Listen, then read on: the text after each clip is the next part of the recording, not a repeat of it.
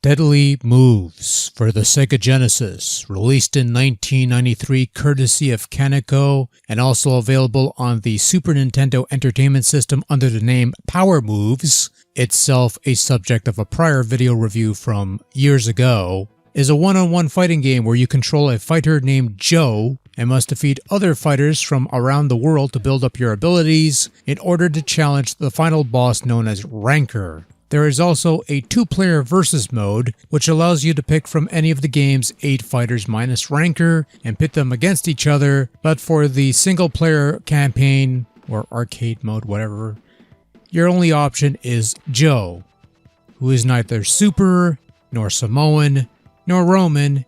He's just Joe. But not that just Joe.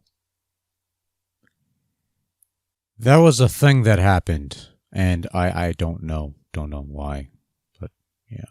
So while the one-player mode only lets you play as Joe, you can choose your opponents from an initial set of 7, tackling them in any order you wish. There's a couple things that makes Deadly Moves somewhat unique, one being the implementation of a password system so that you could continue your progress in the story mode, and another being the stat building feature in that whenever you win a match, you're given a set number of points which are automatically allocated to your various stats, which I think is a neat little feature that promotes some semblance of progression. Though I would have preferred being able to allocate those points myself rather than it being an automated process, but I suppose it's better than nothing. One neat little thing is that even after you defeated a certain foe, you can still challenge that fighter again and are given even more stat boosts upon victory.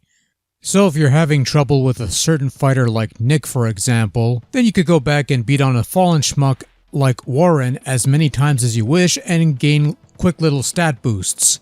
And this makes a bit of a difference, such as determining how much health you start with because you're not starting with a full meter for some reason at the start of the game. Deadly Moves is one of the few fighting games where you're not strictly limited to a single plane. You can shuffle up and down the fighting arena in a limited fashion, much like you would a brawler or a beat 'em up. This gives the player some evasive strategies in regards to defending against enemy attacks or planning alternative offensive tactics. Deadly Moves is one of the few fighting games on the Sega Genesis that can be played with the stock 3-button gamepad, if you have one of those laying around still, as it only uses 3 buttons. Punch, kick, and jump. Now those who frequent these videos of mine over the years, fuck knows why, will recall my mild irritation over the implementation of a jump button in a 2D fighting game, but in this case, you pretty much need one given the format of the fights. Aside from that, it's your traditional one-on-one fighting fare, where you try to beat your foes in the traditional best-of-3 rounds format, along with the usual assortment of basic attacks. Each of the game's 8 fighters have their own arsenal of 2 deadly moves, which can be performed by holding a direction and pressing punch and kick. Some moves will even require you to do a charge command of sorts, holding one direction before switching to another, and then pressing punch and kick. This is the extent of complexity in button commands, these very simplistic button commands, which should make this an ideal beginner's fighter, somewhat. Control in Deadly Moves is somewhat functional, but does have a tendency to be unresponsive at times, particularly as it relates to pulling off the very simplistic special move commands, which kind of confounds me because I don't recall this issue with the SNES version. In addition, Deadly Moves feels somewhat slow and clunky in general, and collision detection also tends to be something of a spotty proposition, which isn't helped by the vertical depth of the fighting field. Quite frankly, the vertical depth is the only depth to be found in Deadly Moves, because this isn't such a great game even if these things were working properly. Setting aside the unique nature of the actual fights, Deadly Moves is your typical uninspired 16-bit schlock fighting game ripoff thing, made to cash in on that whole Street Fighter II craze, and with very little put into it to make it worthwhile. Only one playable fighter in the single-player mode was archaic even in 1993, and while the Versus mode does let you play the entire roster minus Ranker, they don't feel any more special or distinct aside from their 2 and only 2 special moves. Deadly Moves is a rather bland-looking game in general, though I'd be remiss in ignoring a couple neat tricks done with the scenery. Slight shifts in perspective and parallax makes the scenery somewhat unique, whether it's fighting on the back of a moving train or seeing the tracks pass by, or the tempo bit for example, which has some nice perspectives and such.